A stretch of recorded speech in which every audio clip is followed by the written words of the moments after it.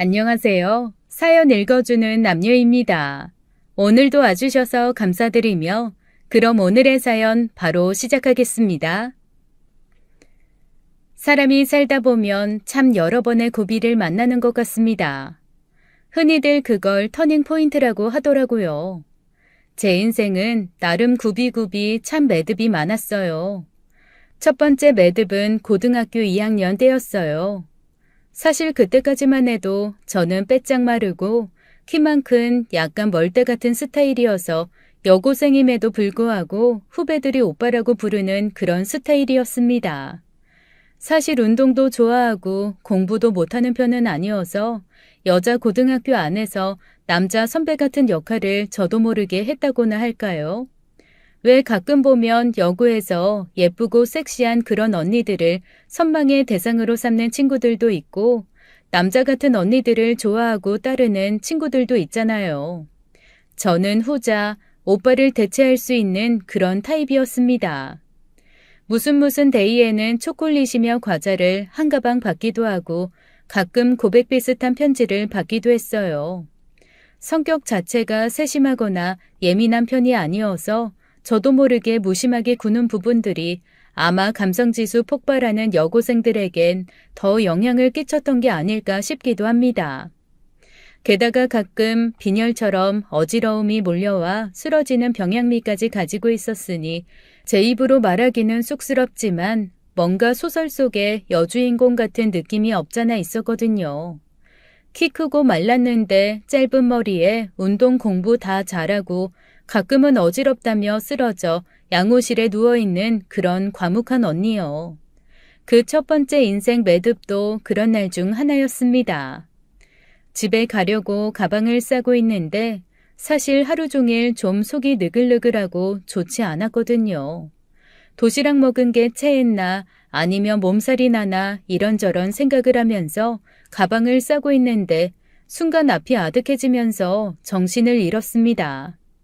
그리고 실려간 병원에서는 원인을 알 수 없지만 뭔가 호르몬계에 문제가 생긴 것 같다는 판정을 내리더라고요. 그동안 생각했던 것처럼 빈혈 같은 게 아니었던 겁니다. 그때부터 6개월을 입원해야 했어요.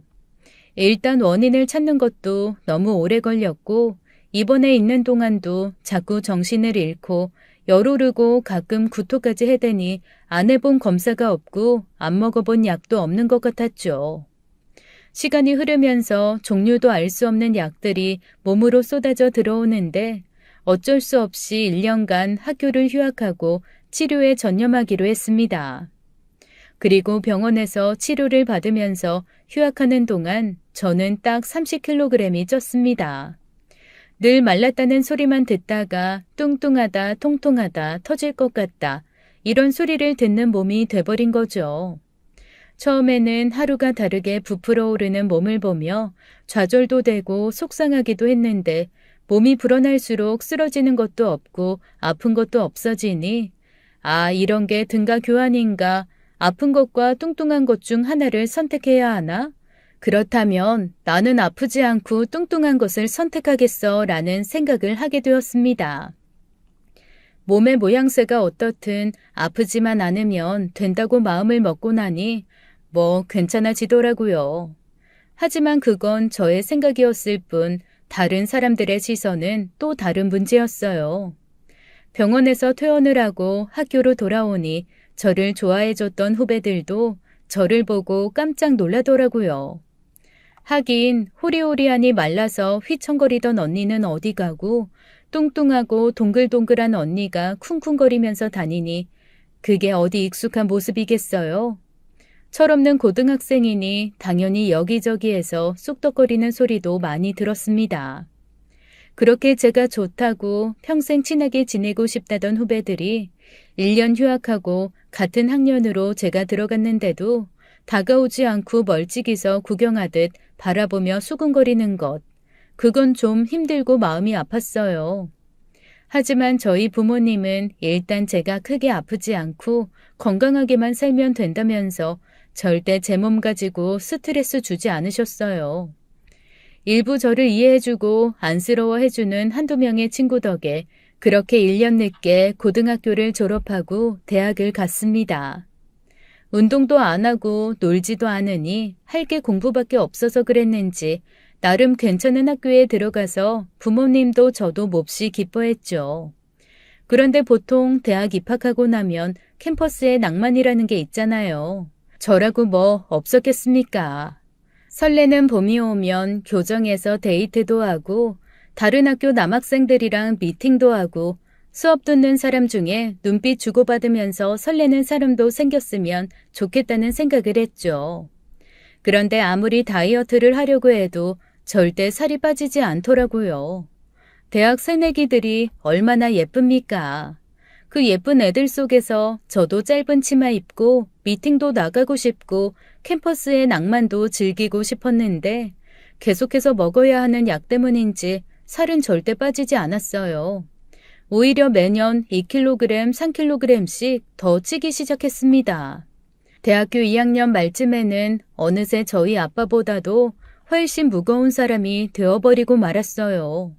당연히 학교에서도 다가오는 남자친구는 없었어요.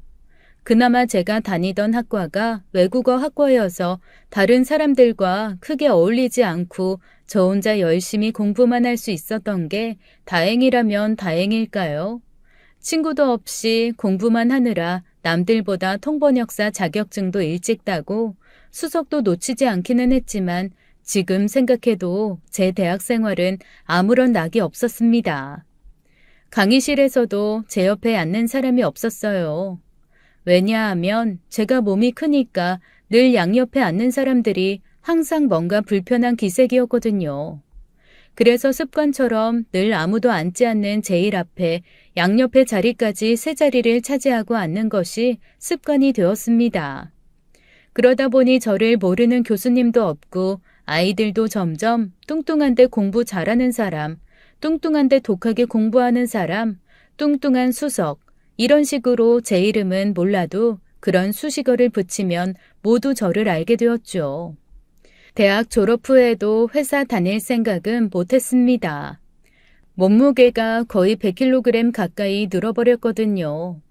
그런데 이게 호르몬 약 때문에 늘어난 몸무게이기는 하지만 처음에는 부은 거라고 생각했던 것도 점점 살이 되고 약 때문에 이것저것 나쁠까봐 조심하느라 먹고 운동을 하지 않았더니 점점 더 다른 부위가 안 좋아지는 악순환이 생기는 겁니다. 호르몬 조심하느라고 다른 거 안 했더니 당뇨에 고지혈증에 그리고 고도 비만까지 조금씩 살이 찌면 오는 병이 오더니 내장 기관들도 지방이 붙는지 지방간도 생기고 위랑 장도 점점 안 좋아지기 시작했어요. 술을 안 먹는데도 지방간 생기는 거 처음 알았잖아요. 그런데 운동을 하려고 봤더니 이미 제 몸이 관절이 지탱할 수 있는 무게를 넘어서서 조금만 움직여도 발목이 아프고 무릎이 아프고 오히려 없던 병이 생길 판이었습니다. 한번 제대로 운동해보겠다고 큰 마음 먹고 움직였던 때가 있었는데 그때 발목과 무릎이 나가서 2달 내내 엄청 고생을 했어요. 간신히 고생하면서 한 2주 운동했나?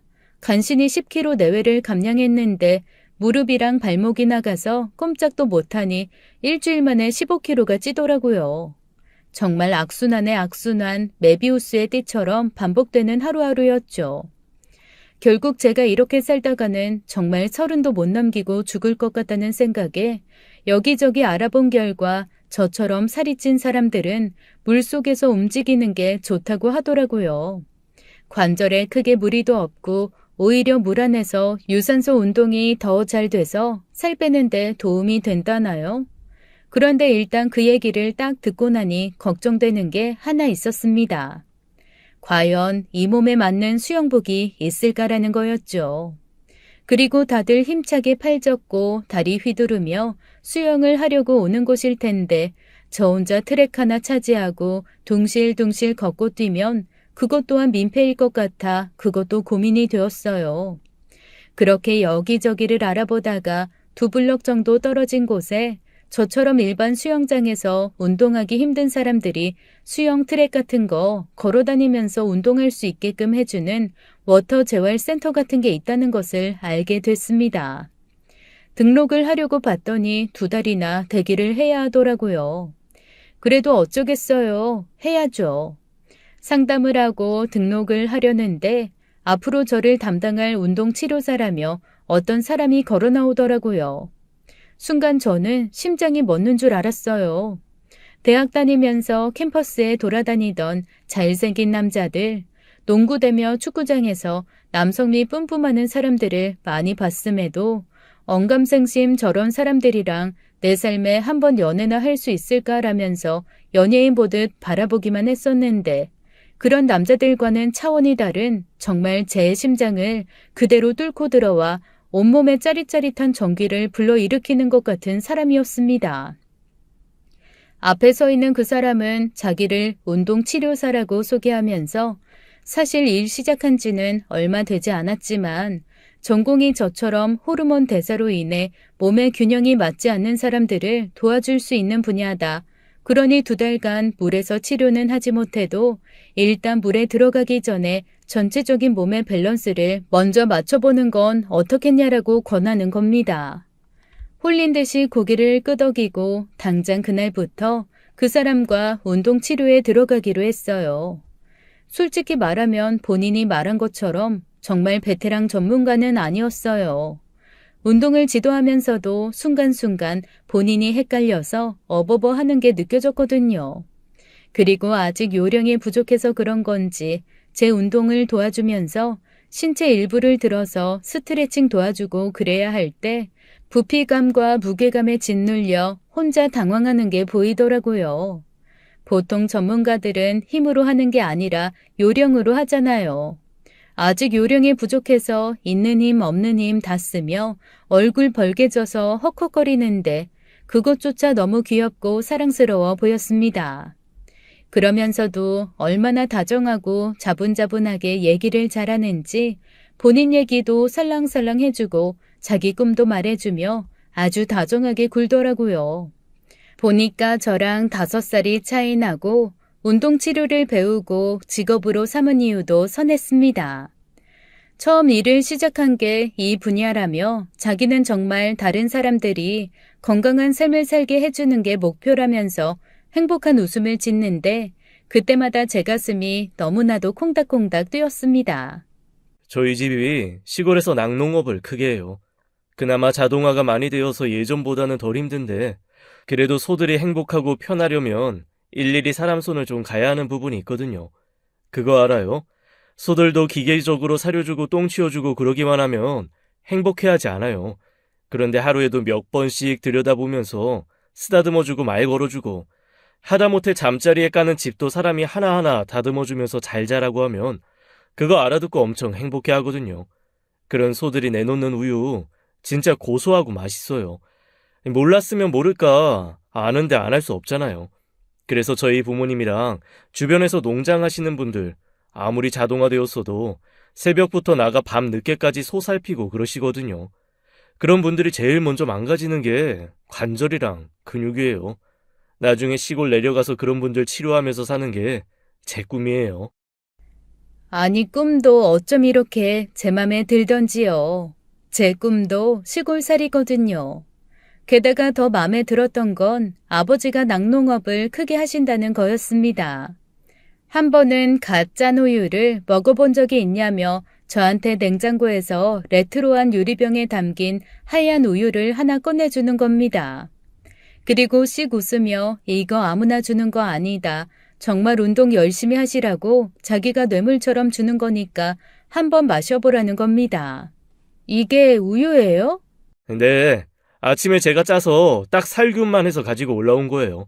제가 오늘 새벽에 아버지 농장에서 올라왔거든요. 오늘 새벽에요? 주말마다 내려가서 농장일 도와요. 뭐 어차피 언젠가는 물려받아야 하니 주말에 농장일 도와드리고 올라오면서 갓 짠 거 갖고 온 거예요. 아마 일반적으로 사 먹는 거랑은 차원이 다를걸요. 그에게서 우유를 받아드는 순간 제 머릿속에는 종이 울렸습니다. 상상의 나래를 그때부터 펼치기 시작했죠. 이 남자와 결혼하면 얼마나 좋을까? 소들이 풀을 뜯어먹고 있는 푸르른 초원 위에 나는 하얀 베일을 쓰고 이 우유 한 잔을 부캐처럼 손에 들고 그렇게 우리는 영혼을 맹세하며 혼인서약을 하겠지? 저도 모르게 푸른 초원에 하얀 드레스를 입고 그와 서서 영혼의 맹세를 하는 상상을 하며 혼자 흐뭇하게 웃고 있는데 제 마음속에서 어떤 얘기가 흘러가고 있는지도 모른 채 그는 빙긋 웃으며 저에게 어서 우유를 먹어보라고 채근했습니다. 한 모금 우유를 마셨는데 세상에 제가 이때까지 먹었던 건 우유가 아니더라고요. 이렇게 맛있고 신선하고 고소한 게 과연 우유라니. 저도 모르게 눈이 동그래졌어요. 그런데 그가 그 모습을 보고 갑자기 막 웃으면서 이러는 거예요. 정말 되게 귀여우신 면이 있네요. 귀여우신 면이 있네요 라는 소리가 아주 천천히 한 글자 한 글자 제 마음에 와서 총알처럼 콕콕콕콕 박히는 듯 했습니다. 저도 모르게 얼굴이 빨개졌고 유리병을 으스러질 듯 손에 꼭 쥐었어요.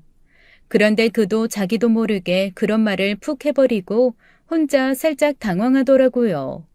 얼굴이 빨개지면서 저한테 그러는 거예요. 죄송해요.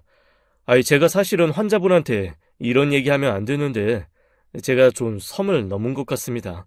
죄송합니다. 그때 어디서 그런 용기가 났을까요? 저도 모르게 그랬습니다. 아니에요. 그러지 말고 그냥 저를 계속 귀여워해 주시면 안 될까요? 네? 귀여워해달라고요?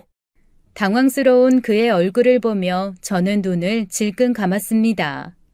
아, 나도 오바했구나. 우유 한 잔 얻어먹은 거 가지고 무슨 낙농 농장에서 결혼하는 상상을 다 하고 연애 한번 못 해본 모태솔로의 허무맹랑한 상상. 내가 그동안 드라마랑 책으로만 연애 공부한 게 이렇게 티나는구나 하는 생각에 창피함과 자책이 파도처럼 밀려왔어요. 그리고 후회와 창피함이 한번 훅 스치고 지나간 후에는 자괴감과 더불어 앞으로 운동은 어디서 해야 하나 싶은 걱정이 밀려왔습니다. 이 사람한테 귀여워해달라고 얘기하다니 내가 미쳤구나. 나 이제 운동 치료고 뭐고 끝났네. 그런 생각을 하며 제가 눈을 질끈 감고 혼잣말처럼 중얼거렸습니다. 아, 이렇게 된 거 그냥 오늘 마지막이다 생각하고 저는 운동치료도 운동치료인데 사실 선생님이 좋거든요. 죄송해요. 이런 꼬라지인 제가 이런 말을 해서 미쳤나 봐요. 저 그냥 다른 병원, 다른 선생님한테 운동치료 받을게요. 그렇게 말을 하고 뛰어나가려는 그 순간 그가 제 손을 잡고 저를 돌려 세웠습니다. 그러지 말고 그냥 나한테 받아요. 내가 꼭 건강하게 만들어줄게요. 우리 이렇게 병원에서 만나는 거 말고 밖에서 데이트도 운동도 하면서 할까요?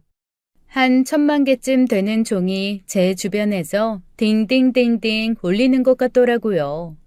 언젠가 한번 우연히 여의도에서 불꽃 축제하는 걸 길 가다가 본 적이 있었는데 그 축제의 장면이 다시 한번 고스란히 제 앞에 펼쳐지는 느낌이었습니다.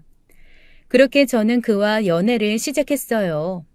저와 연애를 하면서 그는 매주 주말마다 농장에 가서 농장일을 도왔습니다. 아무리 여자친구라고는 하지만 제 스스로가 아직 제 모습에 자신이 없으니 농장을 따라가지는 못하고 그가 농장에서 가지고 오는 우유만 열심히 받아 먹었죠. 그런데 우유가 담긴 병이 1병, 2병, 10병, 20병, 100병, 150병 이렇게 쌓여갈수록 점점 제 것도 아닌 그 농장의 애정이 뿜뿜 생기는 거예요. 한번 꼭 그 농장을 내려가서 보고 싶다는 생각이 들더라고요. 그리고 그와 함께 시간을 보내면서 저는 아주 꼴보기 싫을 만큼 뚱뚱한 몸에서 그냥 좀 글래머러스한가? 조금만 더 빼면 통통까지 가겠다 정도의 수준으로 건강도 찾고 살도 많이 빠졌습니다.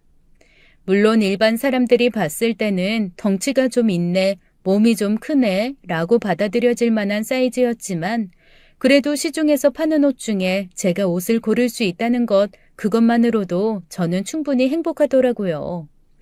그전까지는 저한테 맞는 옷이 없어서 미국이나 유럽 이런 곳에서 X가 10개쯤 있는 X10 라지 이런 거 사입고 그랬었거든요.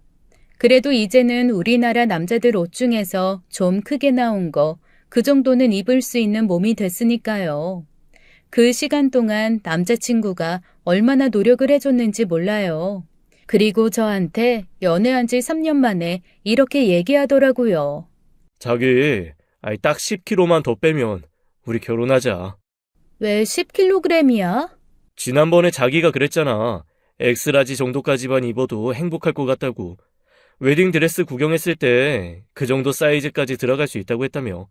스트레스 받지 않게 딱 거기까지만 빼고 그 다음부터는 건강 지키면서 살면 되니까. 그래도 자기 결혼식 할 때는 예쁜 드레스 입고 싶다고 했잖아. 그거 입고 입장할 수 있게 내가 더더 열심히 운동 도와줄게. 이렇게 예쁜 청혼을 제가 들을 수 있을 거라고는 생각도 못했습니다. 그러더니 저한테 또 그러더라고요. 이번 주에 같이 농장 내려가서 엄마 아빠한테 인사드리자는 겁니다.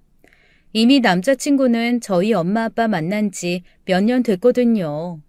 제가 거의 연애 시작하자마자 너무 좋은 나머지 좋은 거 숨기지도 못하고 엄마 아빠한테 자랑을 해대서 저랑 사귄 지 한 달 만에 이미 엄마 아빠 다 만나고 다 같이 여행도 몇 번 다녀왔어요. 그래서 이미 저희 집에서는 심리적인 사위거든요. 그런데 제가 몇 번 같이 농장으로 내려가자는 건 거절했었습니다. 제 몸도 자랑스럽지 않고 아무래도 아픈 적이 있다고 하면 시부모님 되실 분들이 싫어하실까봐 제 마음 한구석에 좀 걸리는 게 있었거든요. 아무래도 시골 분들이시고 얼른 아이 낳는 걸 원하기도 하실 텐데 솔직히 제 건강으로는 당장 아이 갖는 것도 어렵고 약도 당분간 계속 먹어야 하니 그 모든 것을 설명하고 흔쾌히 사랑받는 며느리로 들어가기가 쉽지 않을 것 같았습니다. 누구도 저한테 그런 말 한 적 없는데 혼자 이런저런 생각하면서 설레발치는 걱정을 한 것일 수도 있지만 일단 그때는 그런 마음이 너무 강하더라고요.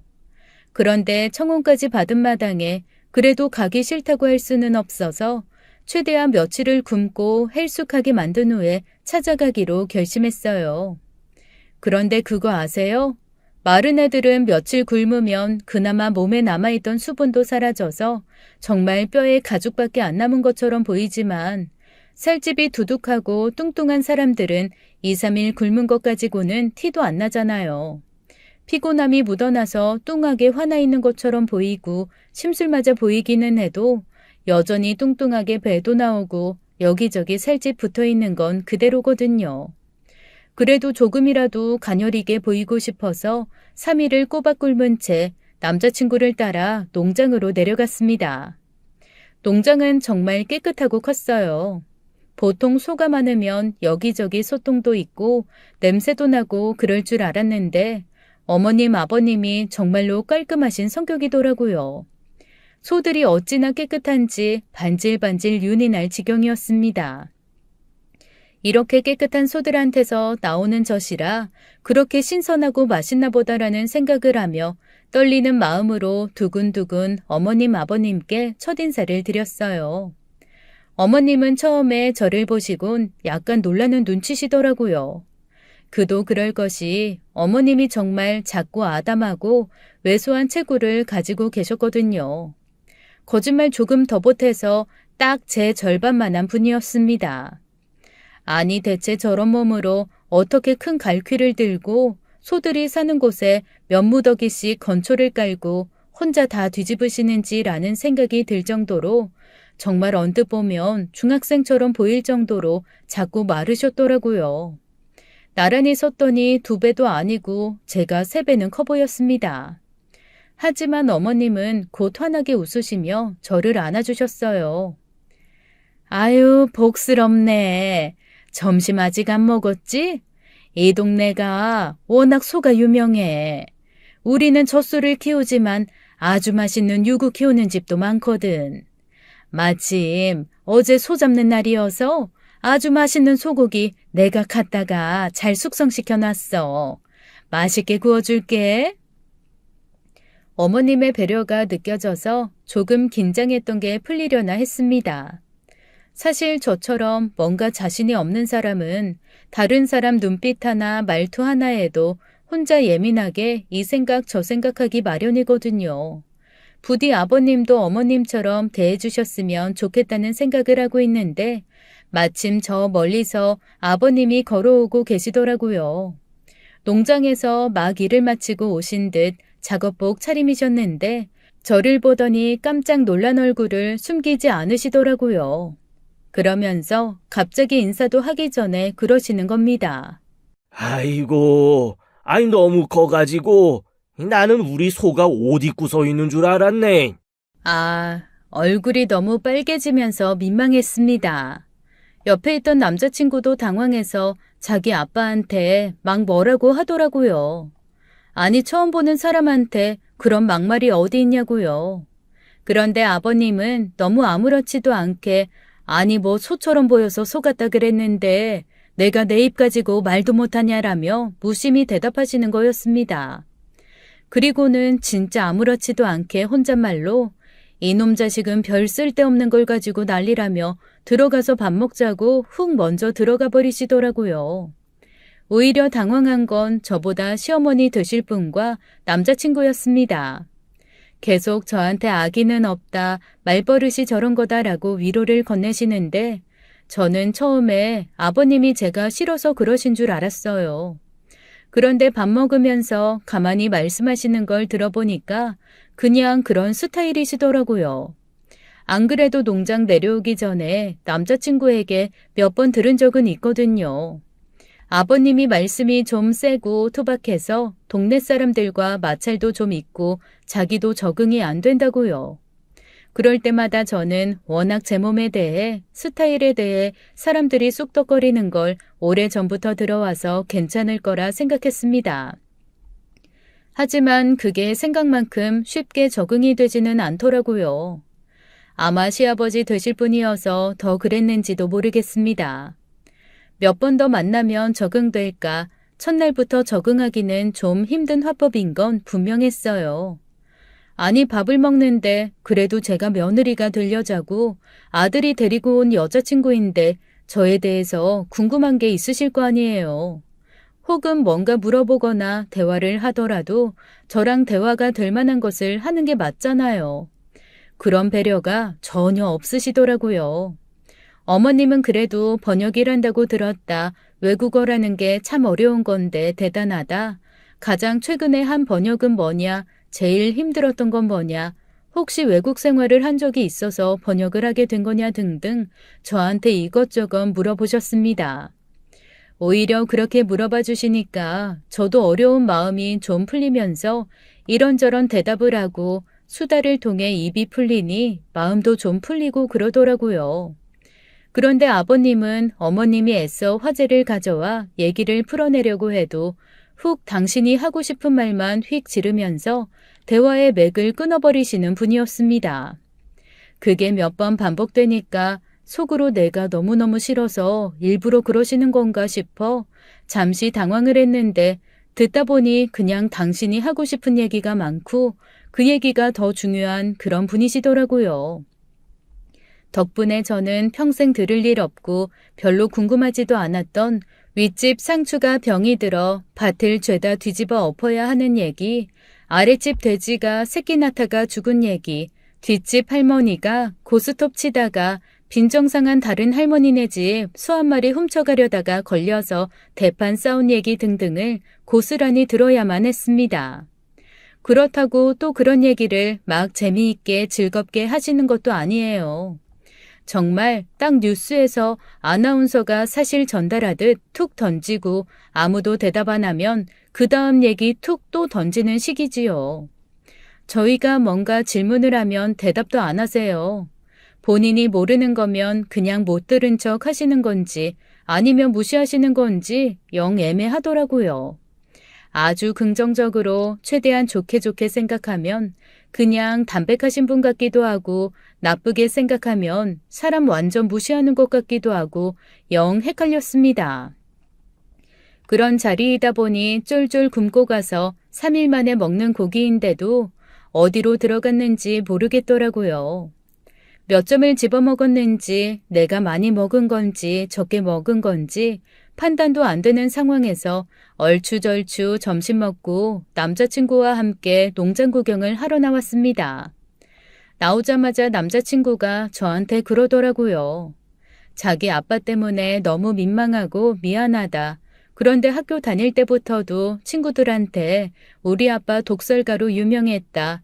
그런데 그 독설이 일부러 사람 상처 주려고 하는 게 아니라 정말로 아빠는 아무 생각 없이 그렇게 생각을 해서 하는 거라며 이런 얘기를 해줬어요. 나랑 진짜 제일 친한 친구가 있거든. 어렸을 때 살짝 소아마비를 앓아서 다리 한쪽이 한 10cm 정도 짧은데 아버지가 어느 날 그 친구한테 너는 평생 그렇게 절뚝이며 걸을 거냐? 한쪽 다리 짧을 거를 길게 못 만들면 뭐 나머지 다리 한쪽을 조금 잘라서 길이를 맞추는 게 편하지 않겠냐고 그러는 거야. 그래서 그 집 엄마 아빠가 와가지고 아빠랑 대판 싸우고 그 집 엄마가 우리 아빠 머리끄덩이 잡을 뻔했잖아. 세상에, 그 친구 너무 상처받았겠다. 아니, 아버님 너무하신데? 어떻게 그런 말씀을 하시지? 그러니까 사실 일반 사람들은 그렇게 신체적인 조건을 대놓고 말하거나 거기에 대해 이러쿵저러쿵 하는 것 자체가 상대에게 상처가 되니까 서로 속으로 그런 생각을 해도 말은 안 하잖아. 그런데 우리 아버지는 그게 아닌 거지. 그런데 나중에 알고 보니까 이 비가 많이 오는 날 농장 근처 진흙길을 아마 그 친구가 절뚝거리며 너무 힘들게 걸어가는 걸 보신 모양이야. 당신 생각에는 저렇게 절뚝거리다가 미끄러지면 큰일 나는데 다리 한쪽을 늘릴 수 없으면 있는 뼈 좀 잘라서 맞추면 안 되겠나? 라고 진짜 그 친구를 위해서 생각한 거지.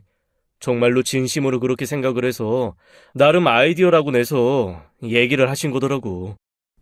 그래? 그렇구나. 그렇지. 모자란 뼈 붙여서 만드는 것보다 있는 거 좀 잘라서 맞추는 게. 그래, 빠를 수도 있긴 한데. 아니, 상상력이 좋으신 거야? 아니면. 제가 너무 당황해서 혼자 허둥거리며 말하고 있으니 남자친구가 그러더라고요. 그게 문제야. 남들은 뜨악할 얘기를 본인은 너무 일상처럼 말씀하시는 거.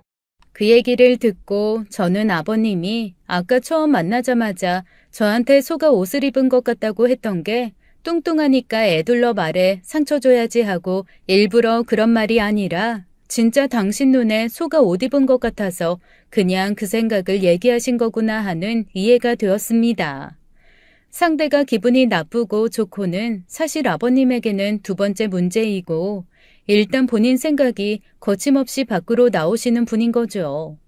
그래서 앞으로 아버님과 대화할 때는 상처받지 않는 거를 제1원칙으로 삼아야겠다라는 생각을 했습니다. 그러면서 남자친구가 그러더라고요.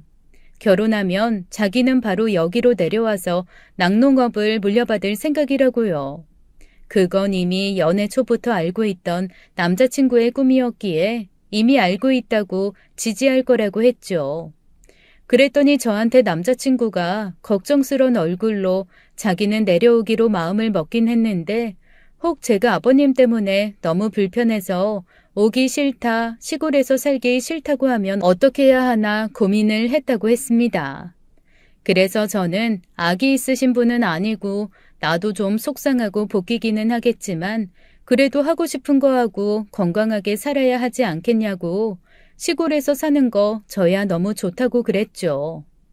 제가 고등학교 때 건강을 이룬으로 인생에서 1순위로 생각하는 게 좋은 환경에서 건강하게 사는 거거든요. 그런데 이런 시골에서 매일매일 이렇게 맛있는 거 먹고 좋은 우유 마시면서 스트레스 안 받고 살 수 있으면 저는 그것만큼 저한테는 좋은 삶이 없다라는 생각을 했습니다. 그래서 처음에 남자친구의 집이 시골에서 낙농한다고 했을 때 저희 엄마 아빠도 대뜸 그러셨거든요. 나중에 결혼해서 내려가서 살면 좋은 공기 마시면서 건강하게 살 수 있지 않겠냐. 그래도 네가 좀 도시에서 사는 것보다는 낫게 살 수 있지 않겠냐라고 말입니다. 제가 가지고 있는 병이 호르몬 불균형 때문에 오는 병이니까 그게 아무래도 공기 좋고 마음 편한 환경에서 살면 회복까지는 아니더라도 사람을 좀 덜 힘들게 한다는 얘기를 들으신 거죠. 그래서 내려가기만 한다면 적극 지지해 주겠다고도 하셨습니다. 제가 너무너무 좋다고 하니까 남자친구가 다행이라는 듯 저를 꼭 안아주더라고요. 그러면서 농장 일은 딱히 저한테 맡기지 않을 거고 집도 같이 살지 않을 거다. 여기는 너무 구석에 있는 농장이니 여기서 차로 20분 정도 떨어진 곳에 있는 읍내 쪽에다가 집을 구하고 저는 계속하던 번역 일을 할 수 있게끔 방 하나를 작업실처럼 꾸미겠다고 하더라고요. 저는 그것도 좋고 이것도 좋고 다 좋다고 했어요. 어차피 농장 일은 제가 한 번도 해본 적이 없기 때문에 전혀 도움이 안 될 거를 알고 있어서 남자친구가 하자는 대로 할 참이었습니다. 그렇게 저희는 인사드린 지 10개월 만에 결혼을 했어요. 결혼식도 얼마나 웃겼는지 모릅니다. 저희 답례품으로 아버님 농장에서 나온 우유 한 병씩 드렸거든요. 다들 너무 맛있어 하시고 좋아하셨는데 이후에 아버님이 그러시더라고요. 며느리라고 들어와서 일 좀 시켜볼까 했더니 들어오자마자 시아버지 일 시키는 애라고 아주 보통 내기 아니라고 말이죠. 뭐 의도한 거는 아니었지만 나중에 남편이 그러더라고요. 혹시 아버님이 저 처음 봤을 때 소가 옷 입고 걸어오는 것 같다고 해서 복수한 거냐고요. 자기랑 엄마는 그런 게 아닐까 생각했다나요? 절대 아니라고 손사래를 쳤지만 나중에 지나고 보니 저도 모르게 은근히 아버님을 힘들게 만들어 골탕 먹인 것 같기도 하고 그러면서 좀 기분이 풀리기도 하고 그렇더라고요. 그렇게 저는 행복하게 시골 생활을 시작했습니다. 농장하고는 사실 거리가 좀 있어서 자주 가지는 않았어요. 그리고 주말 정도나 가서 어머님이 하시는 일이나 도와드렸지 농장 일은 남편과 아버님이 사람 사서 지금까지 해오던 것처럼 해왔습니다. 물론 남편이 물려받아야 하니까 훨씬 더 많이 배우고 옆에 붙어서 이런저런 구박받고 가르침 받느라 스트레스를 좀 받기는 했죠. 그런데 저는 별로 스트레스 받을 일도 없고 그저 어머님이 주시는 맛있는 거 먹고 아버님이 짜주시는 맛있는 우유 먹고 그 우유로 만든 발효식품 먹으면서 행복하게 주말을 보내곤 했어요. 그런데 어느 날부터 제가 다시 살이 찌기 시작하는 거예요. 그거는 호르몬 때문은 아니었고요. 주기적으로 하던 운동도 아무래도 잘 안 하게 되고 계속 앉아서 번역 일만 하게 되면서 운동 부족이 오기 시작했습니다. 그리고 제 입에 맞는 음식이 너무 많으니 이번에는 정말 호르몬 문제가 아닌 진짜 많이 먹고 움직이지 않은 것이 원인이 되어 살이 찌기 시작하더라고요. 그나마 결혼한다고 더 다이어트 해가지고 약간 통통한 신부 모습으로 결혼했는데 하루하루가 시간이 지날수록 점점 사이즈가 맞지 않는 옷들이 생기기 시작했습니다. 결혼 직후에 입었던 셔츠나 단추가 있는 가디건 같은 거는 단추 채우기가 버거워질 정도로 팔과 가슴에 살이 붙더라고요. 왜 여자분들 살찌면 가슴에도 살찌고 가슴과 겨드랑이, 팔이 동시에 통통해지면서 윗부분이 전체적으로 두리두리하게 커지잖아요. 제가 점점 그렇게 돼가고 있었습니다. 그런데 여기가 시골이다 보니 어디 읍내에 나가도 제가 입을 만한 옷들은 없더라고요. 그렇다고 인터넷으로 시키자니 불안하기도 하고 그냥 있는 옷에 몸을 맞춰서 조금 더 살을 빼보자라면서 남편과 함께 운동을 해보려고 했습니다. 그런데 난생 처음 하는 농장일이 고되고 힘든지 제 운동에 협조적이던 남편이 집에만 오면 내일 하자, 내일부터 하자라면서 골아떨어지기 일쑤더라고요. 제 운동 플랜도 점점 하루하루 미뤄지기 시작했죠. 하루가 가고 이틀이 가고 일주일, 한 달이 흐르면서 운동은 시작하지도 못한 채 저는 점점 살만 쪄갔습니다. 그리고 그렇게 몇 달이 지난 어느 날 저를 절치부심하게 만드는 사건이 하나 생겼어요. 어머님, 아버님이 간만에 외부에서 손님이 좀 오셨다고 집에서 맛있는 음식 할 거니까 와서 같이 먹자고 하시더라고요. 아버님의 오랜 친구분 부부신데 해외에 계시다가 들어오셔서 농장에 2, 3일 정도 머무신다는 거예요. 간만에 부부 동반으로 농장 구경도 하고 그 근처에 좋은 데도 놀러 갔다 오시고 외국으로 돌아가기 전날 그래도 저희 한번 보고 밥 한번 먹는다고 식사 같이 했으면 좋겠다고 하셨다는 거죠. 마침 주말이고 해서 가서 뵙기로 했습니다. 그런데 제가 어머님 아버님만 뵙는 자리면 후줄근한 티셔츠에 냉장고 바지 이런 거 입고 가도 되는데 어머님 아버님 친구분이 같이 계신 자리에 그러고 갈 수는 없잖아요. 옷장을 뒤지고 뒤져서 그나마 몸이 들어가는 옷을 하나 꽤 입었습니다. 단추 채웠는데 조금 버거웠지만 그래도 잠기기는 하더라고요. 아, 제발 버텨줘라 버텨줘라 하면서 어머님 아버님 댁에 갔죠. 상다리가 부러지게 차려져 있더라고요. 저희 어머님 진짜 요리 잘하시거든요. 제가 가끔 투정처럼 어머님 밥이 너무 맛있어서 제가 살을 뺄 수 없다고 할 정도로 진짜 맛있습니다. 어머님이 대부분의 요리는 다 해놓으셔서 저는 그냥 상만 차리면 됐었거든요. 차근차근 음식을 갖다가 차려놨죠. 아버님은 내일 다시 해외로 돌아가는 친구 내외분과 이런저런 얘기를 하시느라고 정신이 없으시더라고요. 앉았다 일어났다 하면서 상을 차리는데 그때 제 귀에 폭소리와 함께 퐁소리가 들렸습니다. 봤더니 제가 입었던 가디건의 금속 단추 하나가 가슴과 배 사이에 있는 게 없어졌더라고요. 그리고 아버님의 국그릇에 그 단추가 들어가서 말갛게 비치는 게 보였습니다.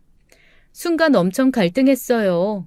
저 국을 갖고 가서 단추를 빼서 갖고 와야 하나, 아버님이 원래 국을 잘 안 드시니까 그냥 놓을까.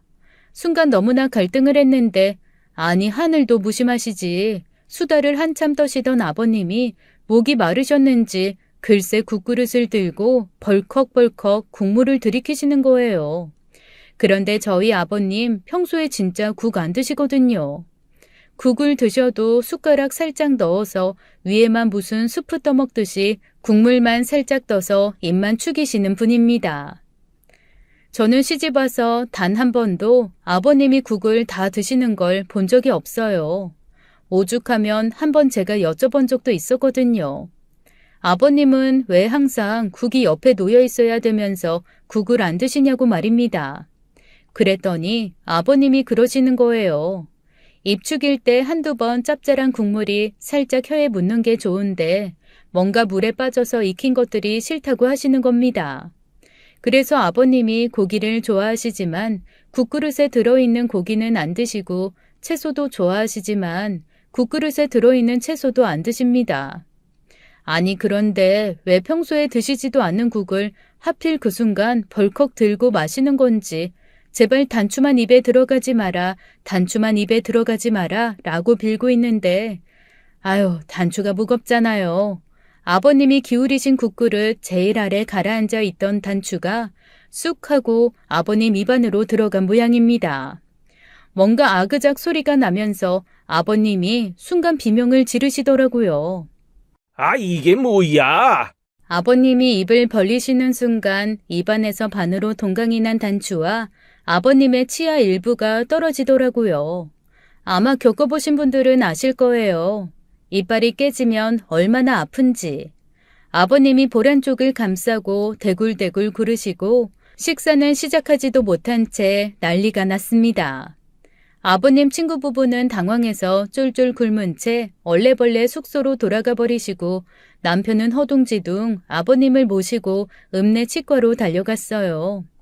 저는 정말 어쩔 줄을 몰라서 상다리가 부러지게 차려진 상 앞에서 안절부절 못하고 있었죠. 그런데 어머님이 너무나 야속하게도 부엌에서 배를 잡고 웃고 계시는 거예요. 어머님 웃지 마세요. 저 지금 미치겠어요. 아우 예, 세상에 국그릇에 들어간 단추 씹다가 치아 부러진 거 어디 TV 나올 일 아니니? 그것도 며느리 옷에서 튕겨나간 단추. 아우 나 너무 웃겨. 너무 웃겨. 그러면서 어머님은 상다리 부러지게 차린 음식 너무 아깝다고 어차피 아버님 오셔도 드시지도 못할 거라며 일단 우리라도 먹자고 하시더라고요. 그래서 제가 밥 안 들어갈 것 같다. 시아버지 오시면 날 죽이려 할 텐데 이게 어떻게 입에 들어가겠냐고 했죠. 그랬더니 어머님이 막 웃으시면서 그러시는 겁니다. 그럴수록 그럼 더 먹어야지. 먹고 죽은 귀신이 때깔도 좋다더라. 아유, 너무 웃었더니 허기가 져서 죽겠다, 얘. 이거 소갈비 내가 엄청 공들인 거야. 다른 거 못 먹어도 이 소갈비는 먹어 치우자, 응? 어차피 네 아버지 며칠은 씹지도 못해가지고 갈비는 한동안 못 먹을걸. 우리끼리 먹어 치우고 힘내서 너희 아버지 신경질 견뎌야지. 먹자. 저희 어머님 이렇게 낙천적이신 분이십니다. 그런데 이게 참 사람이 이상하죠. 옆에서 그렇게 바람을 넣으니까 물 한 모금 안 들어갈 것처럼 불안하던 마음이 음식 냄새 들어가고 한 입 먹으니까 그게 또 계속 들어가대요. 어느새 저랑 어머님은 나란히 앉아가지고 상에 차려진 음식을 열심히 집어 먹었습니다. 한창 먹고 뭔가 배가 두둑해져 올 때쯤 밖에서 부릉부릉 찻소리가 들리더라고요. 어머님이 순간 눈을 휙휙 돌리시면서 우리 둘이 아무것도 안 먹은 거다 그러시더니 얼른 먹었던 그릇을 치우시더라고요. 저는 불이 나게 달려가서 설거지를 하기 시작했습니다. 아이고, 나 죽네. 아이고, 나 죽어. 아버님이 온갖 신음을 내시면서 집으로 들어오시더라고요. 그리고는 털썩 소파에 앉으셨습니다. 설거지를 하다 말고 쭈뼛거리며 아버님 앞에 섰더니 아버님이 저를 보면서 버럭버럭 소리를 지르시는 거예요. 내가 너 그렇게 살찔 때부터 알아봤다는 둥 몸에서 단추를 그렇게 총알처럼 발사할 거면 차라리 군대에 가서 공산당을 때려잡지 왜 시아버지를 잡으려고 하냐는 둥 그런 사격수를 가지고 왜 이 농장에 와가지고 나를 암살하려고 하냐. 차라리 전쟁터를 나가면 나라에서 훈장이라도 줄 거 아니냐. 나 오늘 며느리한테 목숨 잃을 뻔했다 그러시면서 정말 화를 멈추지 않으시더라고요. 아이고, 아이 저거 소보다 더 커가지고 아주 저기 우리 젖소들 사이에 있으면 아이 누가 사람이고 누가 젖소인지 알 도리도 없겠다. 가슴만 큰 게 무식해 보이고. 그런데 제 마음에 죄송함이 한바닥이긴 했지만 그런 얘기를 계속 듣고 있다 보니 사실 기분이 좋지는 않더라고요. 처음에는 제가 그래도 잘못한 게 있으니 가만히 듣고 있었는데 점점 아버님의 말이 세지고 심해지니 제 마음에도 상처가 되기 시작했습니다. 너 집에서 쓸데없이 컴퓨터로 깨작깨작 하면서 아이 몇 푼 벌지도 못하는 일 하지 말고 너도 농장 나와서 일해라. 네 친구들 여기 많이 있잖냐. 우리 소들이 아마 너는 안 무서워할 거다. 사이즈 비슷하다고. 나와서 소 젖이나 짜. 같이 일하면서 살도 빼고 농장 일도 좀 돕고 그러면 얼마나 좋아. 아버님, 아무리 그래도 저한테 젖소 같다고 하시는 건 저 너무 모욕적이고 힘든 얘긴데요. 모욕적이고 힘들어. 가슴에서 발사된 단추로 시애비 골로 보낼 뻔한 건 모욕적이고 힘든 게 아니냐? 저도 모르게 눈물이 왈칵 쏟아졌습니다. 옆에서 어머님이 아무리 그만하라고 해도 저희 아버님 그만두실 기색이 없더라고요. 결국 어머님이 아버님한테 작작하라고 화를 내시고 남편이 저를 데리고 집에 나와버렸습니다. 어머님이 먹으라고 해서 먹은 갈비가 속에서 딱 얹히는 느낌이더라고요. 차를 타고 오면서 제가 죽죽 울고 있으니 남편이 어쩔 줄을 몰라 하면서 저한테 사과를 하더라고요. 제가 같이 운동하자고 할 때 운동 같이 해줬어야 되는데 미안하다며 아버지가 저렇게까지 얘기하실 줄은 몰랐다고 말이죠. 병원에서도 별 말씀 안 하시길래 그냥 넘어가실 줄 알았다면서 계속 미안하다고 하는데 남편이 사과하는 걸 들으니까 제가 더 속상한 거예요. 그 사람이 사과할 일이 아니잖아요. 그래서 아니다, 다 내 탓이다 이러면서 그날 저녁 저는 펑펑 울고 말았습니다. 그런데 참 희한하죠. 마음에 도끼라는 게 생기기 시작하니까 정말 입맛이 뚝 떨어지더라고요. 남편이 함께 운동해주지 못하면 저라도 해야지 싶어서 그 다음 날부터 새벽 5시에 일어나 2시간씩 천천히 동네를 걷기 시작했습니다. 그리고 아침은 정말 간단하게 요거트 하나 먹었고요. 점심은 풀만 한가득 먹고 밥과 계란 아주 조금 먹고 저녁은 생으로 굶었습니다. 처음에는 너무 힘들더라고요. 이렇게 살을 뺄 바에야 안 사는 게 낫지 않나 싶은 생각도 들고 내가 무슨 영화를 보겠다고 이렇게까지 살을 빼야 되나 싶기도 하고 우울증까지 몰려오고 정말 정신적으로도 너무 피폐했어요. 아니 단어가 생각이 안 나서 번역도 못하겠더라니까요. 하지만 그 고비를 넘기고 1달이 지나고 2달이 지나니 점점 살이 빠지기 시작했습니다. 조금씩 살이 빠지니까 재미가 붙더라고요. 어느 정도 무릎과 발목에 무리가 가지 않는 선까지 살이 빠진 후에는 동네에 있는 헬스장을 끊어서 본격적으로 PT도 받기 시작했어요. 근육을 만들어서 건강해지는 게 목표였거든요. 그리고 그동안 저는 주말에도 한 번 농장을 찾지 않았습니다. 어머님께 그렇게 말씀드렸어요. 아버님 당분간은 저 안 보시는 게 아버님도 편하실 것 같고 저도 사실 너무 별낯이 없으니 제 몸 좀 만든 다음에 찾아뵙겠다라고 말이죠. 어머님이 너무 미안해하고 속상해하고 안쓰러워하셨지만 제 마음을 충분히 이해해 주셨습니다. 아버님은 당연히 그동안 저한테 연락 한 번 없으셨고 저는 그냥 가끔 안부 전화하면서 주말에도 일이 좀 바쁘다 그래서 못 갈 것 같다라고 했는데 서운한 기색도 없이 오히려 저한테 그러시더라고요.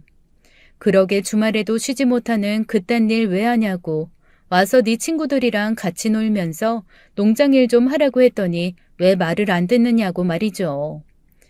아유, 여전히 아버님에게 저는 젖소 친구인 거죠. 여전히 마음은 상했지만 일단 귀를 닫고 제 몸에 집중하기로 했습니다. 그렇게 열심히 살을 빼는데 세상에 생각지도 못한 상황이 벌어졌어요. 임신이 된 겁니다. 저랑 남편 사실 임신에 대한 건 생각도 안 했었거든요. 왜냐하면 제가 아무래도 호르몬 쪽으로 질병을 가지고 있었던 전적이 있고 살도 너무 찌니까 여성적인 부분에서도 많은 것이 원활하지 못해서 쉽게 아기를 가지기 힘들다는 얘기를 들었기 때문에 아기에 대한 기대가 많이 없었거든요. 그런데 살을 빼고 나니까 아기가 생긴 겁니다. 남편이 얼마나 좋아하는지 제가 미안할 지경이었어요.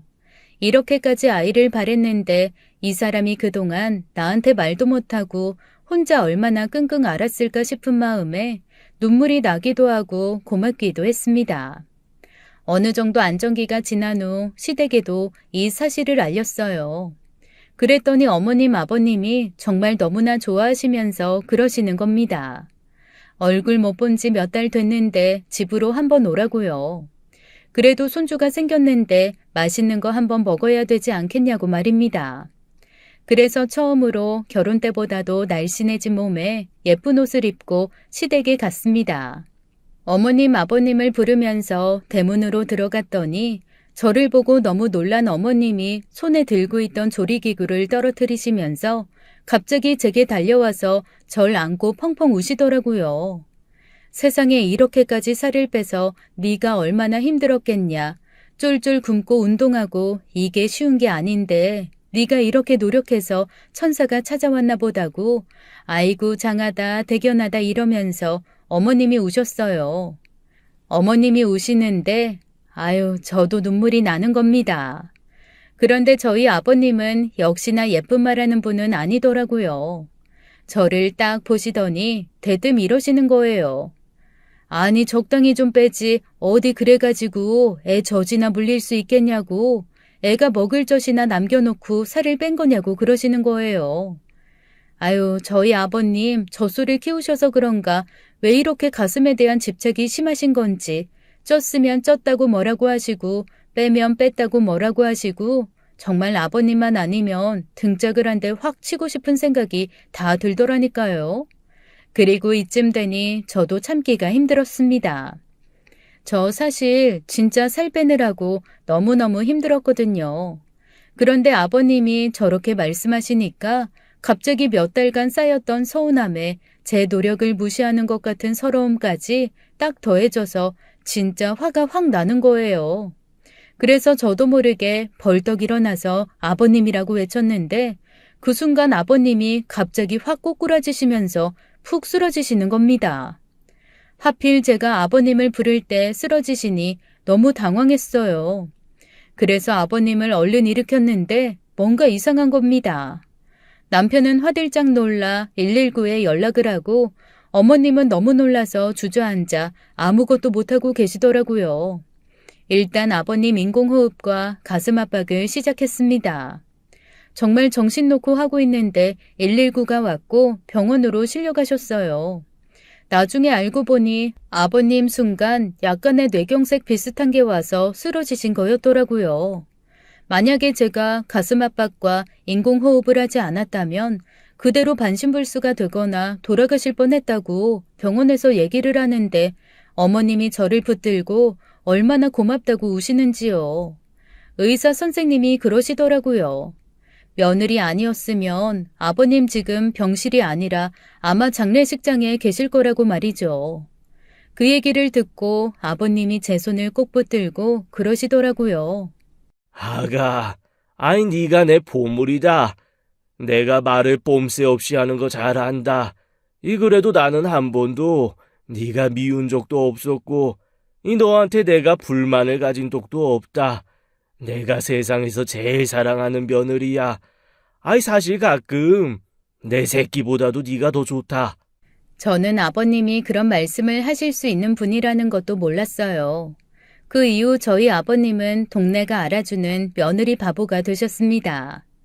동네 사람들이 저에 대해 조금이라도 약간 흉보는 말 같은 거라면 저희 아버님 정말 불같이 화를 내며 손에 곡괭이를 들고 쫓아가서 휘두르실 정도로 최고의 며느리 바보 등극하셨어요. 그러면서 나중에 알게 됐죠. 저희 시아버님이 저보고 농장에서 일하라고 한 게 정말로 농장에 일손이 딸려서 제가 워낙 손이 꼼꼼하고 일을 잘하는 것 같으니 농장에 큰 도움이 되겠다 싶어서 하신 말씀이었다는 걸요. 그러면서 나름 이유를 만들려고 한 게 저랑 젖소랑 덩치 비슷하니까 같이 와서 소들이 너를 친근하게 생각할 것 같다 이런 얘기를 그렇게밖에 못하신 거였습니다. 그래서 제가 그랬죠. 사실 아버님 진심이 그게 아니었더라도 그런 말은 하시면 되게 서운한 말이라고요. 아버님이 멋쩍어 하면서 엄청 미안해 하시더라고요. 지금 저와 아버님은 오히려 남편과 제 사이보다도 훨씬 좋습니다. 남편이 조금이라도 서운하게 하면 저 바로 아버님께 얘기하고 아버님이 그러면 진짜 이놈 자식을 외치며 벌떡 일어나서 제 남편 등짝 스매싱하러 달려나가 주시거든요. 어머님이 아니 무슨 며느리가 말만 하면 총알처럼 튀어나가는 게 아주 충성스러운 강아지 같다고 놀리실 정도예요.